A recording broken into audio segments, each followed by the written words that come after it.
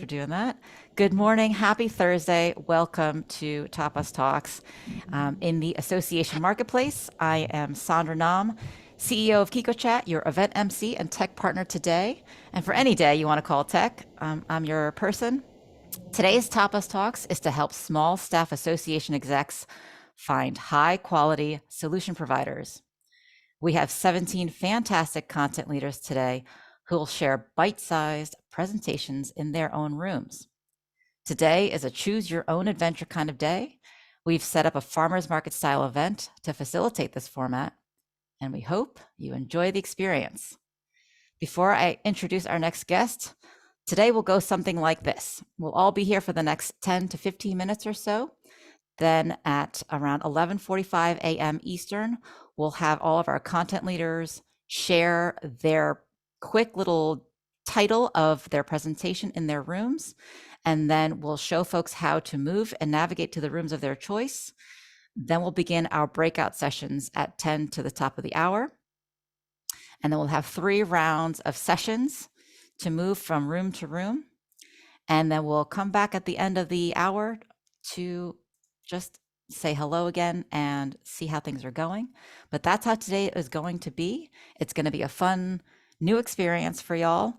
And if you haven't yet put in your favorite condiment and your geographic location from where you're zooming in from, please go put that in the chat so we can all get a sense of the flavor in this room today and at the market. And without further ado, Barbara Armentrout. Thanks, and it looks like we got a lot of spice lovers in our group here. Hi, Sandra. I'm Barbara Armentrout. I'm a consultant working exclusively in the association space, and I'm really excited about this month's Tapas Talk. We're going to begin by hearing from a passionate proponent for small staff associations, Christina Llewellyn. Christina serves as Executive Director of Atlas and also chairs ASAE's Small Staff Associations Advisory Committee, quite a mouthful. Christina, start us off by telling us what it's like trying to do big things with a small staff. Hi, everybody. Good morning or good afternoon. Thank you, Barbara. Appreciate you. I am Christina, and I'm the Executive Director of Atlas, and I've been at this role for almost 4 years, I think. Although I think in pandemic years, it's sort of like dog years, right? I might as well have been here for decades. I am a really big fan of small staff leadership, and I come to you today in my couple of minutes of kicking all of this off. And I'm going to start by sharing with you some trends that I'm seeing in the small staff community. And this comes from a recent discussion that I had as the chair of the Small Staff Association Advisory Committee at ASAE. Also, just because I tend to hang out with small staff leaders because we have similar challenges, but also similar opportunities. And so I'll start and talk a little bit about some of those trends I'm seeing, but then we'll shift the conversation into more of like a vendor management strategy, which I think is partially why I was invited to kick this off today. So thank you all for having me. I want to just begin by saying that I am 1 week away from leaving for my annual conference. So if I'm a little punchy, I want to ask for your grace. I'm not sure how much sleep I've had in the last few weeks, but it's going great. It'll all be fine. Okay, so one of the things that I talked about recently with the Small Staff Advisory Committee is we were brainstorming for a session that we will be presenting, a panel that will be presenting at annual this year, ASAE's annual. And so we talked a little bit about kind of where small staff organizations stand right now. And in particular, we focus our conversations around the opportunities and the benefits of being small, because I am not super tolerant of the conversations around how, we don't have time, we don't have money. I think that there are creative solutions to everything, and nowhere will you find that more apparent than in a small staff association. So a couple of things we talked about is how right now in today's environment, and given that things are volatile and moving quickly, it's really cool to be operating with relatively little red tape. So what's really great, and what we spend a lot of time talking about, is the fact that small staff organizations have the ability to empower their staff. They really, like, everybody can be a decision maker. Everyone can help drive the mission, and everyone can make decisions or recommendations, at least, around best ways to serve our members with limited resources. There's not a whole lot of waiting for another department, right? Sometimes we are the only department, or we have to jump in and support another department, depending on our size. And so at ASAE, small staff is any organization less than 9 or fewer staff. And so that's pretty tight, right? That's a tight ship. And so there's, it's wonderful in that you can be nimble, responsive, agile in kind of a crazy environment. And I think this is partially why a lot of small staff fared relatively well coming out of the pandemic. So I definitely don't want to make any sweeping assumptions about all small staff organizations, but in the small staff committee, the folks who serve in that capacity often are coming and talking about membership growing, conferences doing fine, non-dues revenue is increasing. And part of it is that depending on your industry and depending on your strategy for addressing the needs of your industry, sometimes small staff was actually able to make quick moves and take advantage of marketplace opportunities. However, what this is also exposing, we discussed, is that if you have low performers on your staff, it's hard for them to hide. And I think that there's a lot of marketplace shakeup issues happening.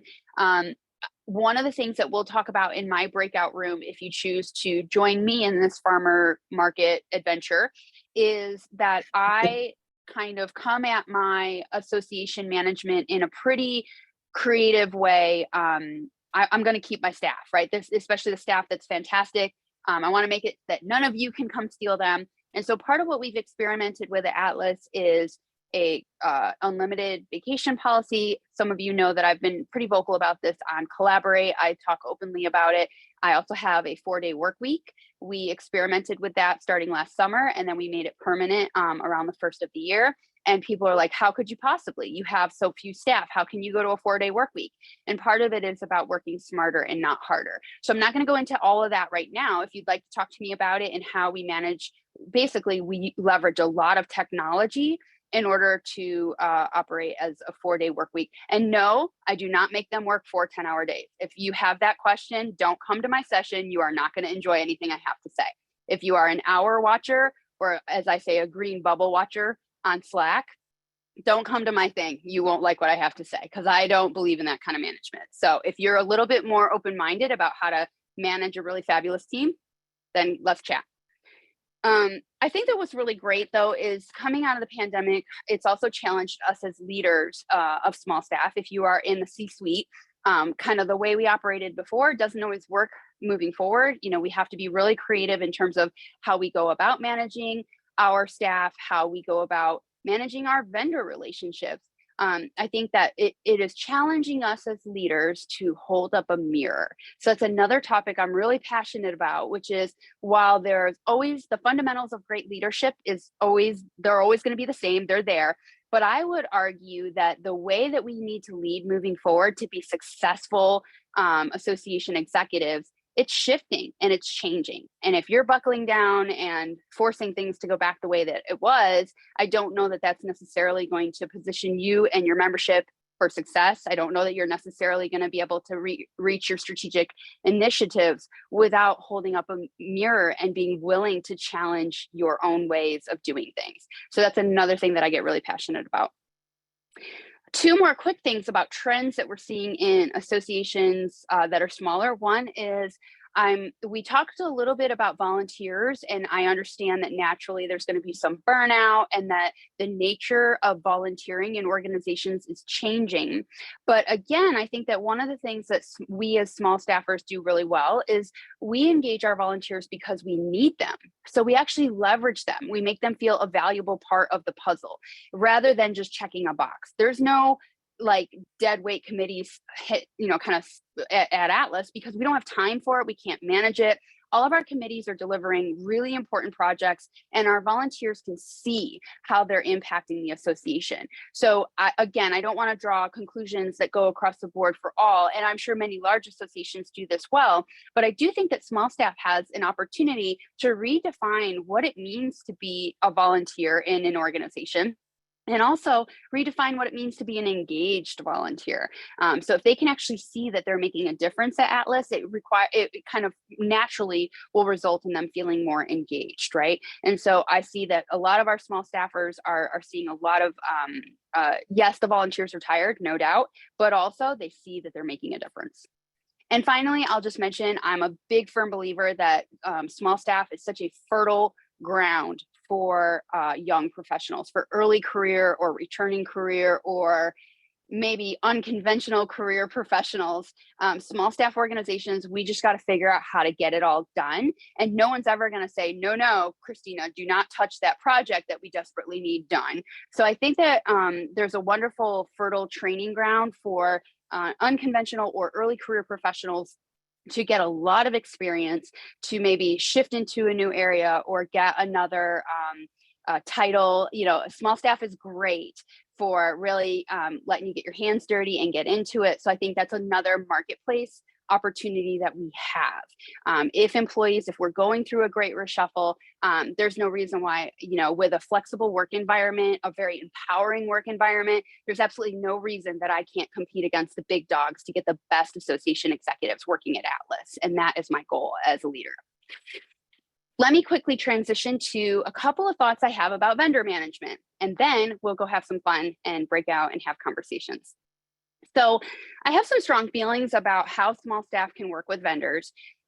This is a personal opinion, but they gave me the mic, okay? So you can take it or leave it and say, that's not me, that's fine. But the way that I think about my vendor relationships is that if something in my organization is very, very closely tied to my mission and to my strategy, my strategic plan, I want that in-house. If it's literally driving the deliverables of the association and serving our members like at a very, very close range, I want that expertise in-house, and that's when I hire staff. If it is not closely connected to my strategic deliverables, then I tend to outsource. And by the way, I reevaluate this relationship, this spectrum, if you will, every single year. So every year after my annual conference, because that tends to be a time where my brain cells regenerate and I get some sleep, I tend to go back to the drawing board and look at and say, okay, accounting, should I be handling my day-to-day accounting? Heck no, that stays in the outsource bucket, right? But sometimes things have shifted, such as last year, I went through a database transition, not willingly, but I needed to because I needed additional security features in order to maintain my cybersecurity insurance. And my board is made up of CIOs. So it was an unwilling divorce, but I had to go through it and I had to do a new AMS. In the beginning, that technology transition was very closely tied to my strategy and my strategic plan. And my members are CIOs and they're watching it, right? So I wanted to keep that very close to the vest. Now that we've essentially got it kind of stood up, we've done a lot of data cleanup that would have been very difficult for me to outsource because we know our community best and we understand our prospecting strategy best. So I kept a lot of that in-house.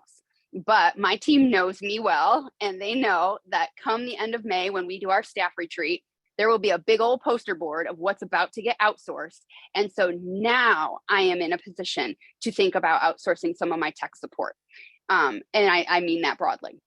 Now, if a vendor had come at me a year ago and said, oh, I can do that for you, I'd have told them to take a hike. Furthermore, I'd have said, I don't even have time to tell you to take a hike. So why don't you just assume that I want you to take a hike? Goodbye. Thank you. I'm good. But now I'm in a different headspace because now I've got my I feel good about my strategy. I feel great about the product that we're putting out and the decisions that we've made. Now I don't want my staff touching website updates because I have other things I want them to do. And so now I'm ready to have a conversation with a vendor. And so I think that what's hard sometimes is I know vendors are doing their job and I know they're just trying to break through the clutter and have conversations with us, but it is tough sometimes because we're not always in the right headspace to receive that information. So with that, I will relinquish the mic and just say that I appreciate events like this because you are allowed at this point to decide what you want to talk about. So if you want to come talk to me about 4-day work weeks, great. If you're trying to solve a problem and you need vendor support, go talk to the vendors. They're here. Some of them are here. So this is your opportunity to really customize what it is that you need to talk about. And as small staff, we definitely need to make sure we keep a tight control on the reins, because we just don't have time to waste on a bunch of demos and exploring solutions that we may not need right now. So with that, Sandra, thank you so much for having me. And Barbara, thank you for inviting me to be here. I appreciate it. I look forward to seeing you guys in the breakouts. Well, thank you. You've certainly gotten us off to a strong start. I had no doubt. Okay, thanks. In a few minutes, we're all going to join one of the 17 simultaneous breakout rooms featuring groups who specialize working with small staff associations. And for those of you who are first timers using the Kiko platform, don't worry, we're going to give you navigation pointers in just a second. But let me also mention that, like all good marketplaces, our presenters offer some free samples for you to grab, so be sure to grab the goodies before you exit the marketplace today. We're now going to do really quick intros, and then each purveyor can hop to your breakout rooms to be ready for your visitors. So Christina, we're going to loop back to you and give us your 15 seconds on why people should join the Atlas breakout room. So I think you got a big dose of it just a second ago. We are going to talk about creative work solutions and how technology, you have to have great technology in order for that to work. But I'll also talk a little bit about my philosophy around vendor relationships. So if you want to brainstorm with me, come see me. Thank you. Thank you. Sally Rothman, can you come on and let us hear your 15 seconds on why we should visit the 4Brand8 room? Yes, and I think I'll have to arm wrestle with Christina later. Anyone who knows me will tell you that I have lots of stories to tell, but nothing's more important to me than helping you tell yours. So if you're interested in taking your brand and messaging to the next level, pop in and hear more about the 8 critical success factors to an effective brand, with a bonus riddle and a potential cameo appearance by one of my cats. Fantastic. Thanks. We'll see you in your room. Mike Barassa, let's give you your 15 seconds on why we need to visit with WBT Systems and Top Class LMS. Great. Well, yeah, just to let you know, we've worked with an awful lot of smaller associations, and pretty much we're going to talk about best practices, management, overhead, situations that you have, especially with a small staff when you're trying to manage and implement a learning management system. Fantastic. Thank you. We'll see you in the WBT room. Great. Thanks. Mark Wallach, tell us a little bit about the Results Direct room. Thank you.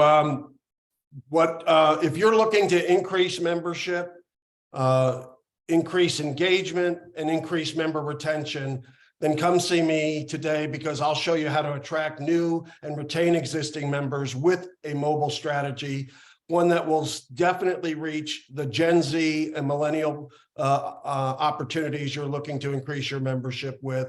And we're going to reach them where they are, on mobile, using existing technologies and a mobile app. Fabulous. Thank you. And now our good friend Julie Duncan of US Transactions enticed me to visit the US Transactions room. Well, thank you. So we're going to talk about credit card processing, and I know it's not a sexy topic. However, it is a top 10 line item on your general ledger, and the fees are oftentimes predatory. So today we're going to look at 3 things that can bring transparency as you look to save 15% or more on your credit card processing right away. So you're going to leave with 3 tips to begin saving right away. Fantastic. Thank you. Ali Kane, what's the topic in your ALK consulting room today? Hey there. So I'll be talking about authentic allyship for the LGBTQIA+ community. There are 1 in 5 Gen Zers identifying as LGBTQ+, plus the rights of our transgender brothers and sisters are being stripped away across the country. So it's important that associations are considering how to think about accessibility and set an example for inclusivity from the top for their members as well as their staff. So I'll see y'all in room number 3. Thank you. And Bruce Rosenthal, whom I respect so highly, why should we visit your room today? Thanks, Barbara. I am Bruce Rosenthal. I work with associations small and large on their sponsorship programs with the goals of increasing revenue and member value. And as part of that process, I interview about 100 corporate execs a year on why they sponsor associations, what their business objectives are, what their marketing goals are in their sponsorship endeavors. So I'm going to be pulling together some of the key findings from those 100 interviews a year and talking about how small associations can take advantage of those trends. Hooray, thank you. Eric Haas, And we thank you for joining us on what's officially your day off today, Eric. Why should we visit you in the design data room? Yeah, absolutely. So certainly distributed work and this great realignment, as was referred to, I think very appropriately, offer great opportunities for small staff associations, but also increase complexity and risk to an organization. And technology has a critical role to play. At worst, technology is a constraint to the organization achieving its mission and growing its impact. And at best, it's an empowering force that helps staff do their best work securely. And so we'll be talking about how to make it the latter and not the former. Fantastic. Thank you. Wes Trokel, you've got so much to share. What's going on in the effective database management room today? We're going to talk about the 5 most common mistakes I see associations make when selecting a new association management software system. So if you're in the market or if you're going to be in the market soon, this might be one worth checking out. Fantastic. Thank you. Nice and hands-on. Sharon Pear and your dynamic team. Tell us what's going on in the High Road room. Hello, my name is Sharon and I handle partner relations here at High Road Solutions. Today, and they likely need no introduction, we have Cynthia DeJesus and Cindy Pecci, and they'll be speaking on capital M, capital A, maximize your marketing team. They're going to talk about how small staff associations are using tools like HubSpot to automate their everyday marketing and make their team of few look like 20. So join us in room 8. Fabulous. Thank you. And Michael Getter, who I always call Misha, forgive me. Misha, who you recently moved from staff to consulting. What's on tap in the 501 Evolved room? Hey, good morning, everybody. Christina actually made lots of interesting points on how efficient, agile, and effective small organizations can be, and even more so compared to the larger ones. And then another point that she was making about the technology that allowed Atlas to go to the 4-day week. So that's what I want to talk about, the evolution of in technology and ability to integrate all various systems that will remove the repetitive manual work that associations frequently find themselves doing, and essentially supercharge the performance of the association, especially the smaller to medium ones. And that we'll be talking about is how to actually get there in room number 2. Fabulous. Thank you. Priscilla Blevins, give us a 15-second sample of the JR Global Events Room. Hi, everyone. We'll be talking about why partnering with on-site event professionals is key to a successful meeting and event. So hope to see you in my room. Whoa, great. Thank you. Marisa Tenbrink, I know you got some of your amazing team here today. What's cooking in the nonprofit resources room today? Yeah, my colleague Chrissy and I are going to be talking about some of the lessons that we've learned while moving our clients to new AMS systems and websites. We've put together some resources to kind of help you guys jumpstart your thought process before you jump into the whole thing. So we hope to see you in our room. Fabulous. Thank you. Laura Viemeyer, tell me why I need to visit you in the PRM equals People Really Matter room. Well, thanks so much. I appreciate the opportunity to chat with you all. PRM Consulting does stand for People Really Matter. That's what the firm was founded on, and it was providing high quality consulting in the human resources field to small and medium-sized mission-driven organizations.